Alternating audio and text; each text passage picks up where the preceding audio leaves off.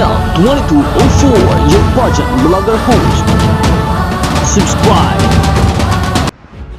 Congratulations to Miss CJ Opiaza dahil pasok na siya sa top 5 finalists ng Miss Grand Philippines 2024.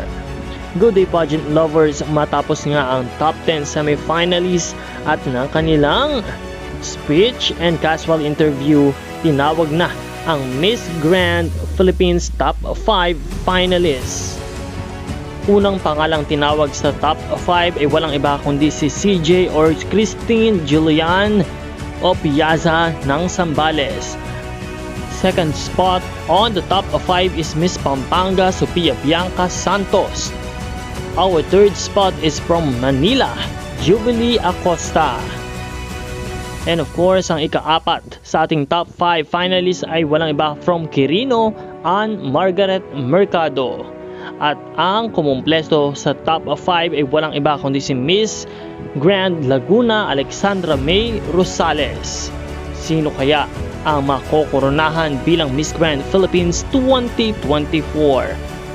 Patuloy na umantabay sa channel na ito para sa mga susunod na kaganapan.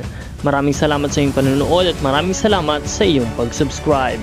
Once again, our top 5 finalists from Castillejo, Zambales, CJ Opiaza, Pampanga Sophia Bianca Santos, Manila Jubilee Acosta, Quirino Ann Margaret Mercado, and Laguna Alexandra May Rosales.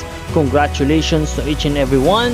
And sino kaya ang mag-uuwi ng corona ngayong gabi?